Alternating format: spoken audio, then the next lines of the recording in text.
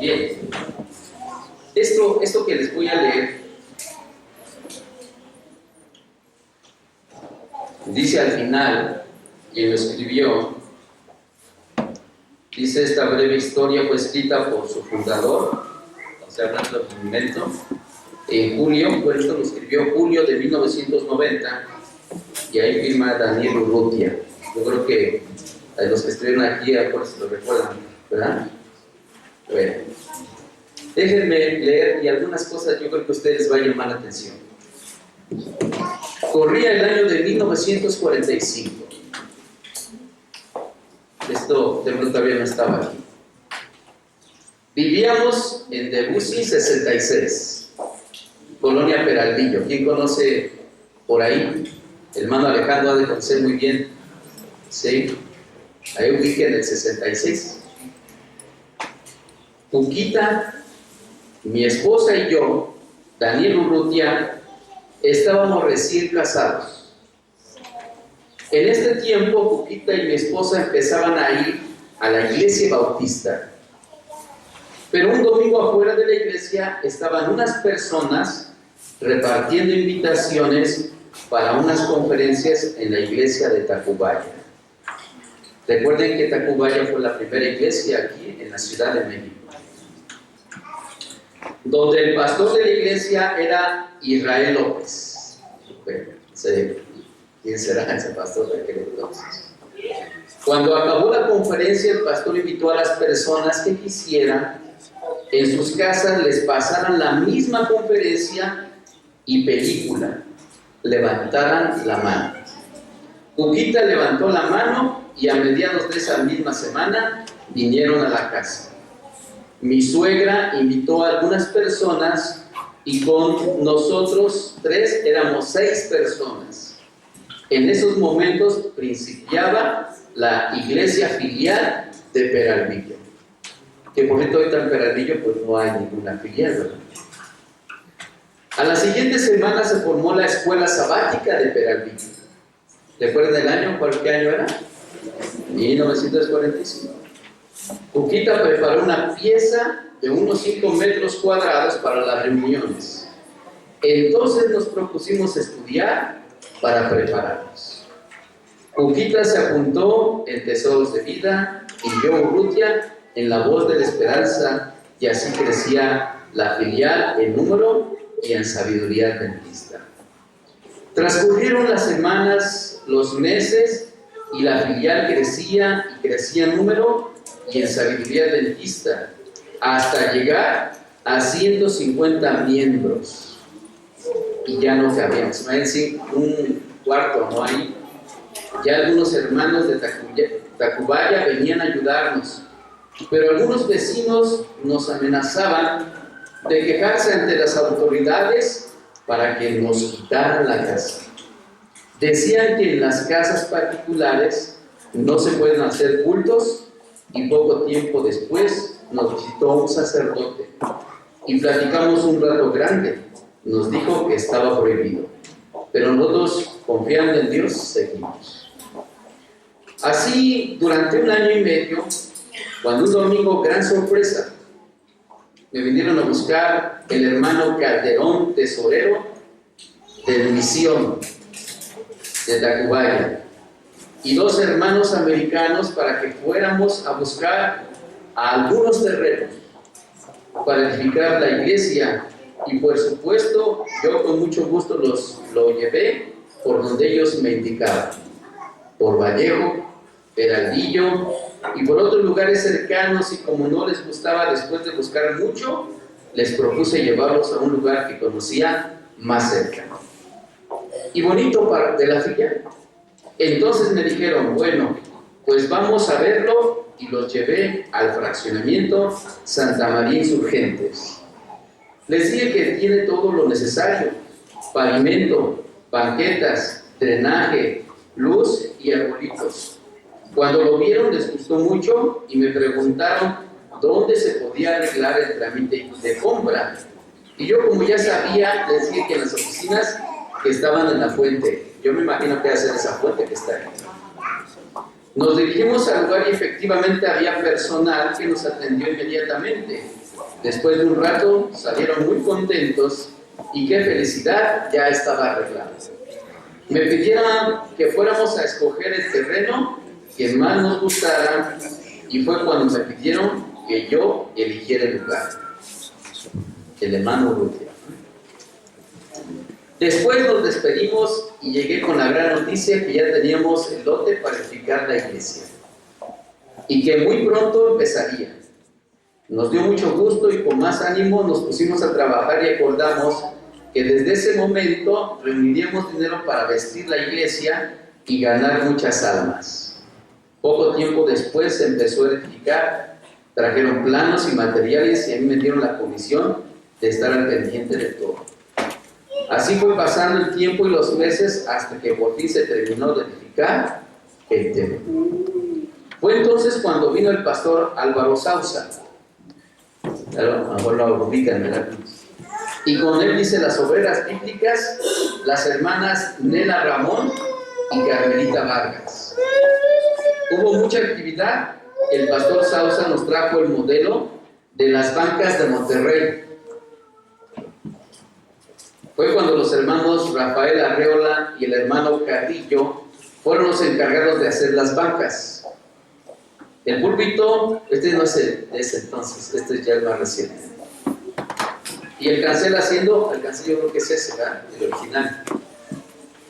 El mismo estilo, quedando muy bonitos.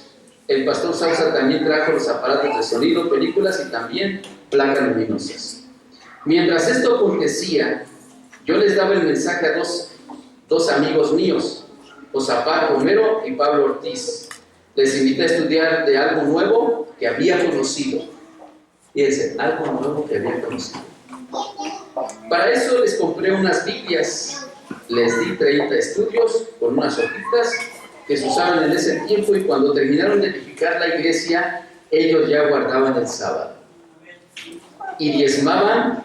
Por lo tanto, pasaron a ser miembros de la iglesia de un momento y posteriormente Josafat Romero fue pastor de Ciudad Juárez.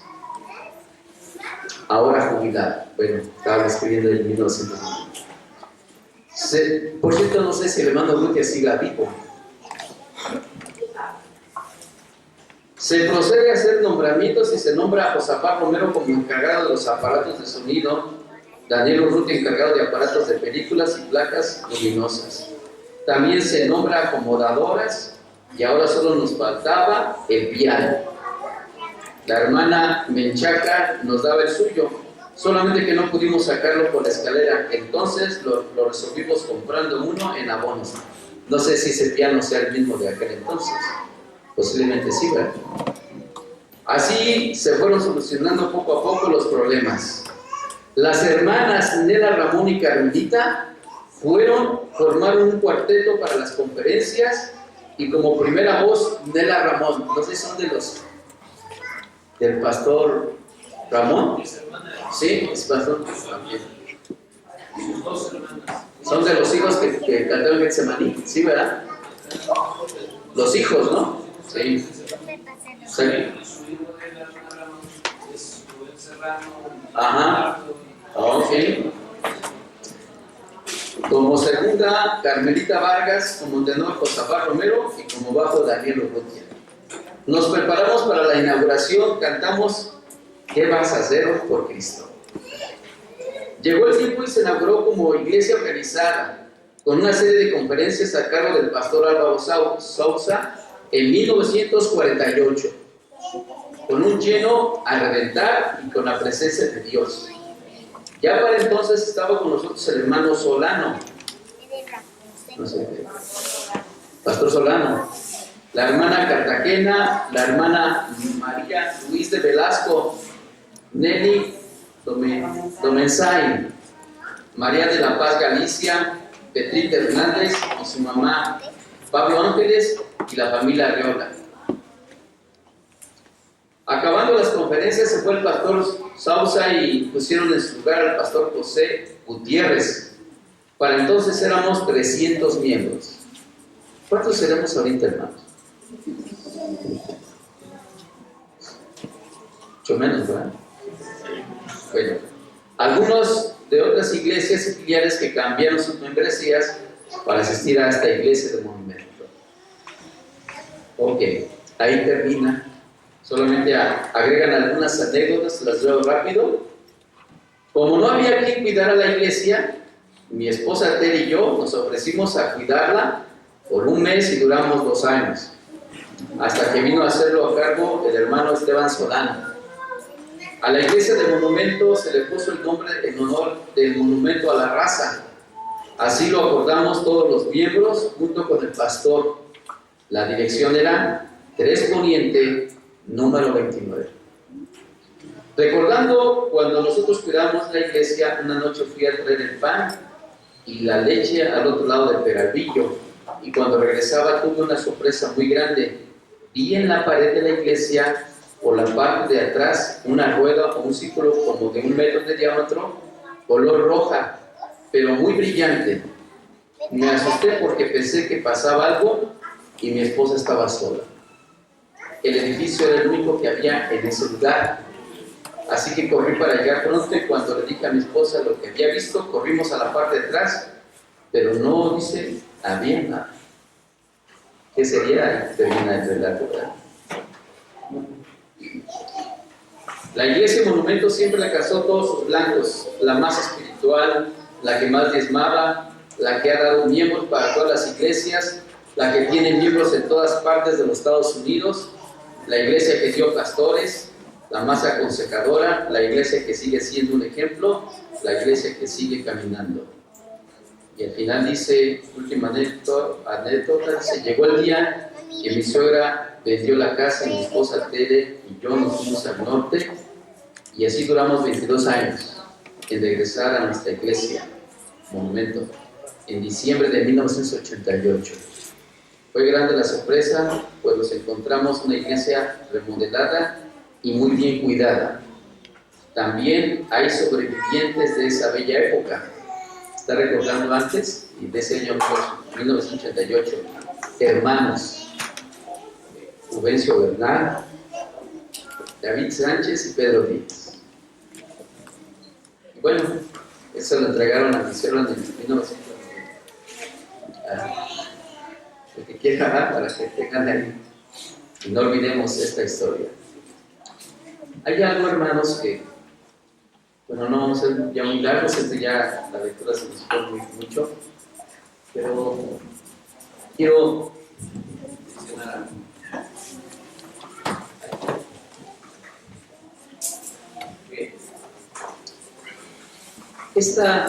La idea de la segunda venida de Cristo, hermanos, es algo, es un evento, es una doctrina para nosotros, es algo que ha marcado hacia dónde la iglesia va. Y bueno, hablando en el caso de nosotros, la iglesia adventista surgió porque se descubrió que en la Biblia había ¿qué? Una verdad que decía que Cristo viniese. Bueno, ahí está la pregunta: ¿de dónde surge la idea de que Cristo va a venir? De la palabra de Dios. Ahora, no solamente estamos hablando que esa idea surgió, sino ¿quién la expresó? Ahí que por favor, Jesucristo, ¿no? Jesucristo dijo que Él volvería. Ahora, aquí hay algo que yo quisiera pensar un poco, me quedé pensando en esto. Aquí dice que va a venir por sus fieles, ¿vendrá? ¿O la siguiente, Kevin? ¿Por qué no ha venido, hermanos? Me ha tocado escuchar, por ejemplo, ideas de decir, bueno, encontramos en texto de la Biblia que Dios no es porque se tarde, ¿no? Algunos, por ejemplo, seminarios se ha enseñado que el pueblo ha retrasado la venida. Elena de White dice que ya hubiese venido, ¿verdad? Y yo no sé si ustedes se han preguntado esto mismo, ¿por qué Cristo no ha venido? Yo haré una pregunta más. ¿Lo estamos esperando? Seamos sinceros. ¿Lo estamos esperando?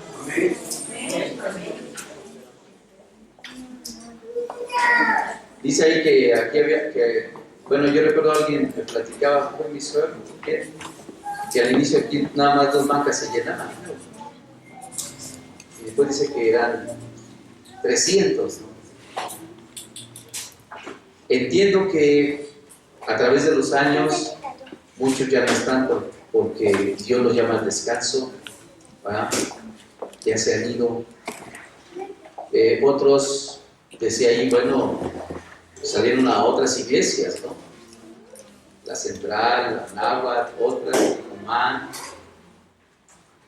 Pero no han sido todos los que están ya descansando y que se han ido. Hay muchos otros que todavía vivimos, pero uno se pregunta, ¿y dónde están? Escuchaba la hermana Librada la semana que hubo en la junta directiva de la asociación. Ese día es miembro de junta y en una reunión de hermana allí donde un pastor, profesor, habló acerca de si nosotros tenemos 2 hijos, según las estadísticas, uno se quedará en la iglesia y el otro se irá. La mitad de los hijos se irán, no permanecerán en la iglesia, solamente la mitad se quedará. Ya tiempo atrás se había hecho una estadística que si por lo menos los hijos se mantuvieran en la iglesia, seríamos más ahora de lo que actualmente somos. Hay algo que nos está diciendo que creo que no estamos esperando a Jesucristo. Ahora, la Biblia dice, hay un solo evento que va a determinar que Cristo venga. ¿Cuál es? ¿Recuerdan eso? La predicación del Evangelio. Y que, bueno, cuando Cristo lo manifestó con sus discípulos, recuerdan aquel sermón ahí en Mateo 24, y que hace una relación con la destrucción de Jerusalén, hace una combinación. Pero él habla que lo que ha de determinar que Cristo venga será la predicación del Evangelio. Ahora, yo he estado pensando si realmente nosotros conocemos lo que es el Evangelio. Adelante, adelante.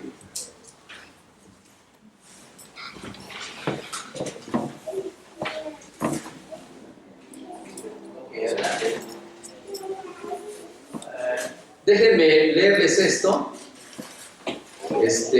Ustedes saben, en internet me encuentran un montón de cosas, ¿verdad? Por cierto, alguien por ahí me decía que había leído que a Elena de White inspiraba el pastor White, pero cuando estaba muerto. Y de ahí dijo que entonces Elena White no era inspirada y dejó de leer sus escritos. Creo que nunca lo leyó. Pero bueno, esto es un comentario se habla acerca de Jesús, del cristianismo. Y miren, dice el autor, bueno, la persona que escribió, dice: esta es mi pequeña reflexión al respecto del artículo. ¿Por qué nosotros los hombres, el ser humano, nos empeñamos en buscar una razón, un porqué, un motivo religioso o una fe en algo o alguien, cuando la realidad es que no tenemos ni idea de quiénes somos y el porqué de la existencia de este mundo y el universo, dice, en general? Y ahí en signo de interrogación pone varios personajes: Jesús, Mahoma, Buda, Dios, dioses. Qué perdidos estamos, y ninguna religión jamás, dice, nos aclarará nada al respecto, porque dice, ni lo ha hecho ni jamás lo podrá hacer. Dice, dado que toda son creación humana. ¿Qué les parece este pensamiento? Pero saben, mucha gente piensa así. Si hiciéramos una estadística de cuántos adventistas somos en el mundo, diríamos, es una pequeña cantidad. Hay algunas otras confesiones, bueno, que han predicado también de la segunda venida. Pero hay algo interesante que llama la atención: ¿por qué Jesús no ha venido? Ahora, si decimos que Cristo va a venir porque se va a llevar ¿a qué? A sus escogidos, me vino a la mente esta pregunta: ¿y dónde están los escogidos? ¿Están de acuerdo? Va a venir por alguien, pero si no están listos, ¿cómo va a venir? ¿A quién se va a llevar? Porque podría pasar que Cristo venga y nadie está listo, pues nada más viene, destruye todo, y o nada más resucita a los que creyeron en Él, y con eso se termina. Pero es la pregunta: ¿por qué Cristo no ha venido? Y no sé si hay en su mente, ¿qué es eso que tenemos que predicar? ¿Qué es lo que tiene que saber la gente para que entonces Cristo venga? Es el Evangelio. Y eso, hermanos, déjenme brevemente comentarles qué es eso. Porque dependiendo de lo que tú creas que es el Evangelio, entonces dirás: me preparo para encontrarme con Jesucristo. Amén. Miren, a ver, vamos ahí. Son rápidas unas citas. Ok, aquí voy a detener un poquito. Son varios personajes que encontramos en la Biblia. La samaritana. ¿Se acuerdan de la samaritana? ¿Sí? Muy bien. Léanse ese relato, está muy interesante, hermanos. Y si tienen oportunidad de leer también el comentario de Elena de Juan en el libro de Santo las Gentes, háganlo, está extraordinario.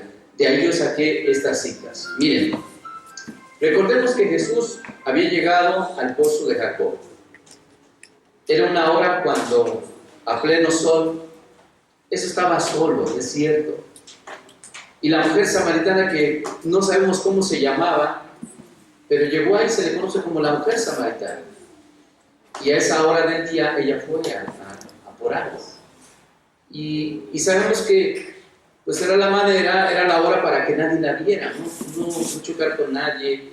Ustedes saben que, de acuerdo al relato bíblico, ella había tenido 5 maridos, ¿verdad? Y llama la atención porque Jesús hizo referencia a eso, ¿verdad? Descubrió algo que ella lo tenía que escondido. Pero esto es interesante porque Jesús nunca hizo ¿qué? El acusamiento, nunca la denigró, ¿sí? Es algo muy especial, y este es el Evangelio. Y yo creo que la iglesia actualmente no estamos viviendo lo que es el Evangelio. Por eso no encontramos la satisfacción total en la iglesia, en una, pues, si podemos decirlo así, en una religión que llene todas nuestras expectativas. Fíjense lo que dice Elena de Juan. Mientras la mujer hablaba con Jesús, dice, le impresionaron sus palabras. Y miren, dice que nunca había oído lo que Jesús le dijo. ¿Y saben qué es nunca? Nunca había oído eso. Y ustedes recuerdan que los samaritanos había cierta relación con los judíos, ¿sí o no? Es más, ellos decían, bueno, aquí tenemos este monte y nosotros adoramos aquí. Que por cierto, en ese momento cuando estaba hablando con Jesús, pues el templo estaba destruido. Pero dice que nunca había oído expresar tales sentimientos por los sacerdotes, dice, de su pueblo o de los judíos. Esta mujer tenía cierta idea de lo que era ¿qué? De lo que era Dios. No sabía. Al ser revelada su vida pasada, había llegado a sentir su gran necesidad. Y aquí es una de las primeras cosas que quisiera resaltar. Hay una gran necesidad en nuestro corazón. Miren, hay cosas, a veces a lo mejor no lo hemos descubierto, pero por ejemplo surge la necesidad de, pues yo quisiera tener una casa, a mí me gustaría traer otro carro, ¿no? Que por cierto no sé qué pasó, ya que lo eché de salir un montón de humo, iba a pasar una señora y me empezó a hacer así, no sé qué pasó. ¿Qué necesidad? A lo mejor alguien joven, pues tener un novio, una novia, tengo una necesidad, ¿ya? O a lo mejor estás en la escuela, pues yo siento, quiero sentirme satisfecho terminando una carrera. Y pensamos que eso es lo que satisface la necesidad más profunda del corazón. Pero fíjense que esta mujer nos revela algo interesante. Jesús le mostró que su gran necesidad. Y luego dice, comprendió, dice, la sed de su alma. Ahí entendió. Y agrega que las aguas del pozo de Sicar no podrían nunca satisfacer. Y miren, otra vez dice, nada de todo lo que había conocido antes le había hecho sentir así su gran, dice qué, necesidad. ¿Quién puede hacer sentirte la gran necesidad? Solamente Dios. Solamente Dios. Tristemente, nosotros descubrimos tal vez al final de nuestros años que había una gran necesidad de Dios en la vida. Recuerdo a mi abuelita que decía, él era muy católica, y recuerdo que en aquel tiempo yo ya venía a la iglesia, y una ocasión que vino, la fui a ver, dijo, le llamó la atención pues que yo era cristiano, pero dice, qué bueno, dice, hijo, porque regularmente a Dios le damos los huesos, hablando ya cuando estamos viejos, ¿ya? Y que la vida es importante entregarle la vida al Señor. Dice, Jesús la había convencido de que leía los secretos de ¿qué? De su vida. Y oigan esta palabra. Decía por ahí palabras, dice, de interés homilético, alguien decía. Sin embargo, se daba cuenta de que era un amigo que la comprendía, que la compadecía y la amaba. Esto, hermanos, es extraordinario. Dice que descubrió lo que estaba lo más oscuro, lo que nadie dice. ¿Pero qué dice ahí?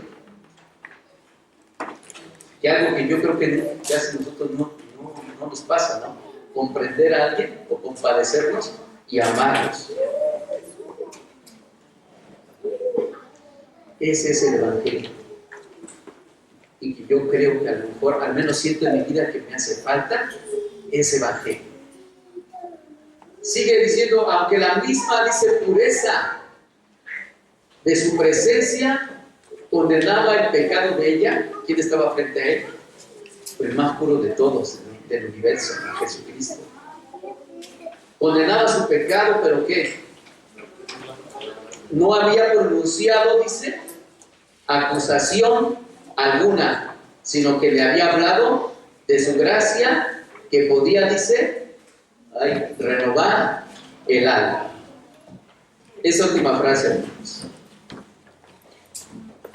Y esto, para aquellos que a veces sentimos que pues no lo hacemos en la vida cristiana,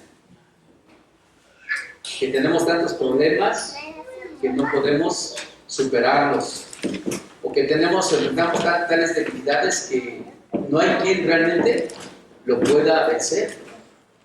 Pero dice ahí que a través de la gracia podía ¿qué? Bueno, muy bien. Renovar el alma. Y deje ese pensamiento, déjeme pasar rápido otra historia.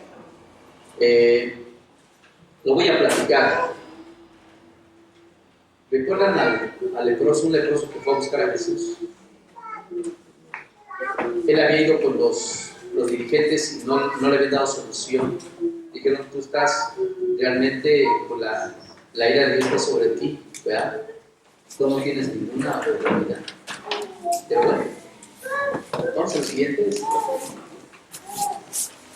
un texto también. Fíjense lo que dice Elena White. Él quiere limpiarnos de pecado. ¿Están de acuerdo que Dios quiere limpiarnos de pecado? Pero vean esta expresión, hermanos. Hacernos hijos suyos, ¿y qué dice? Y habilitarnos, dice, para vivir una vida ¿qué? Santa. Nosotros hablamos de santificación. Pero hermanos, el único que puede hacer que cambie la vida, ¿quién es? Él es Dios. Ahora, recuerden esto. Hay muchas cosas que nosotros traemos.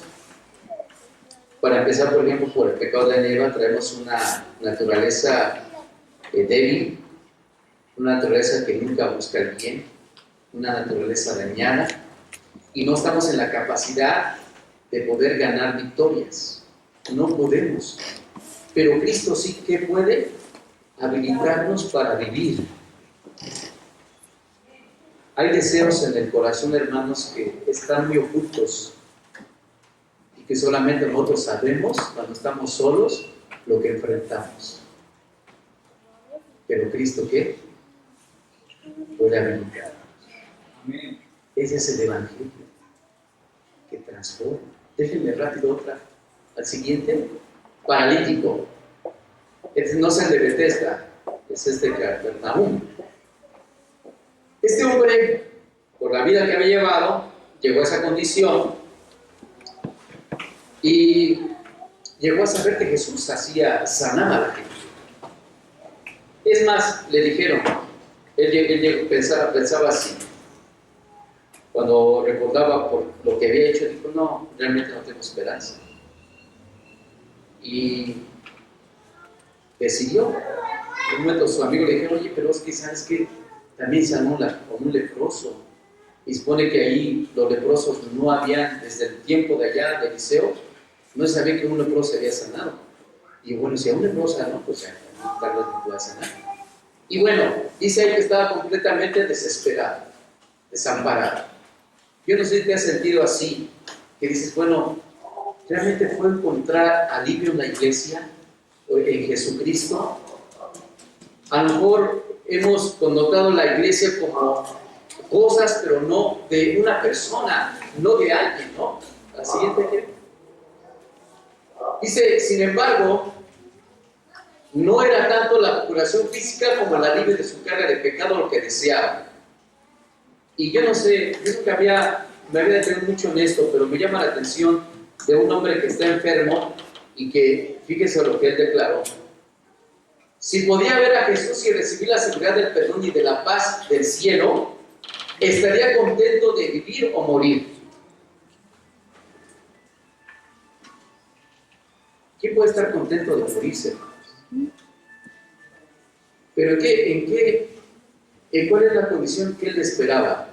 Que si él tenía paz, dijo San Pablo, para mí el morir es ¿qué? Ganancia. Ese es el Evangelio. Según fuese la voluntad de Dios. La siguiente. Dice el discurso quedó interrumpido cuando dice que recuerden que lo metieron por el techo. Cuando van bajando, pues yo creo que la gente se llamó la atención. No estaban en la casa de Pedro. Y bueno, dice que la mirada de aquel hombre se quedó clavada en la mirada de Cristo. Ustedes pueden imaginarse a aquel hombre desesperado. Pero dice ahí, el discurso quedó interrumpido, el Salvador miró el rostro entristecido y vio los ojos suplicantes que se clavaban en él. Y aquí, esto extraordinario, comprendía que el caso. Yo no sé, pero esto a mí me da una vislumbre de hasta lo que Dios puede entender de mi vida, en este caso Jesucristo. ¿Quién puede comprender tu caso? Tal vez nadie, ¿no? Es que tú qué puedes saber si no lo estás, ¿qué? Si no lo vives. Pero Jesús dice, comprendía el caso. No le tuvo que decir nada, no le pidió nada. Simplemente miró a aquel hombre y sabía que lo que le estaba pesando era ¿qué? Su pecado. Vamos rápido. Termino con esto. ¿Recuerdan la mujer que fue llevada? ¿Sí? Bueno, la iban arrastrando y la llevaron. Jesús estaba en el templo, me imagino que ahí, un lugar allá afuera, y estaba pues enseñando, y le trajeron a la mujer, y usted sabe la acusación, ¿no? Le dijeron que en la ley de Moisés había que apedrearlas, ¿sí? Y ellos habían, ¿cómo les diré? Habían armado de tal manera el caso que decían, de las dos, que cualquier respuesta que nos dé, nosotros no lo que, aquí lo vamos a entrampar. Si dice que la apedreen, no lo puede hacer porque por la ley romana él no tiene autoridad de quitar la vida. Y dice que no es por la ley, entonces decimos que va en contra, está en contra de Moisés. Y la llevaron. Y decía a todas las gentes que Jesús parecía como que no escuchaba y bajó su rostro y empezó a escribir. En su acto de perdonar a esta mujer y estimularla a vivir una vida mejor. ¿Entienden eso, hermano? ¿Entienden que es estimular a vivir una vida mejor? Cuando la trajeron,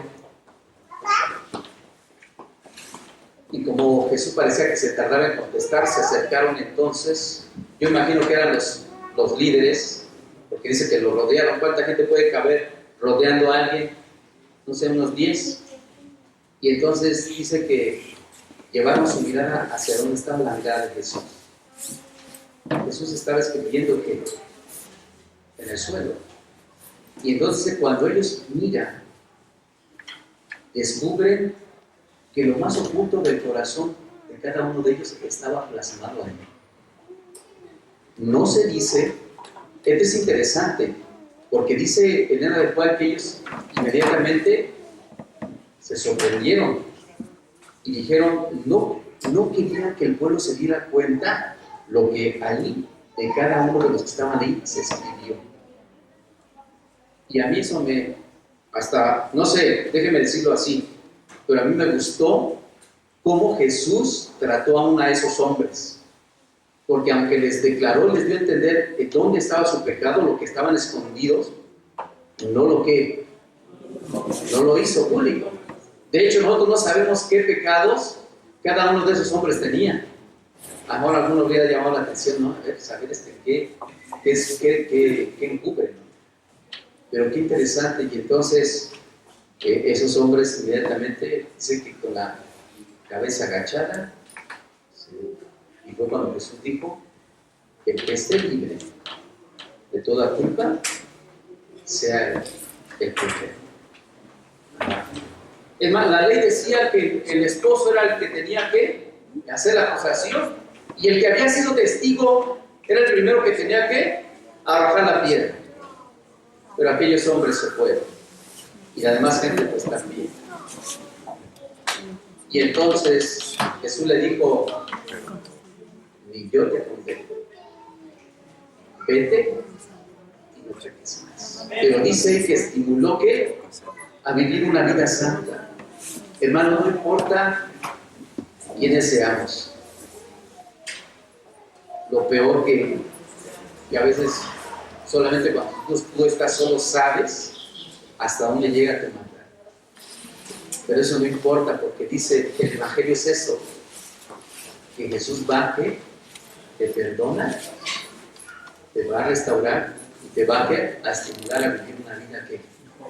Yo no sé si eso la gente sepa o si tú lo sabes, pero a veces cuando cometemos un error, digo, ¿de qué digno soy de ir a la iglesia, no? Viene alguna santa cena, ¿qué caso tiene ahí, no? Porque vienen recuerdos a tu mente, lo que has hecho, lo que eres, y dices, no, realmente no soy digno. Y termino, hay un texto que nos aprendemos de memoria, Juan 3:16, ¿verdad? Ahora quiero que se aprendan Juan 3:17. Abran su Biblia y ese hay que aprender. Juan 3:17. ¿Qué dice?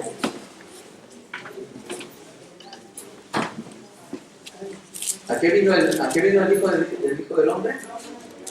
No vino a condenar al mundo, sino que para que el mundo sea salvo. ¿Por qué? Por Él.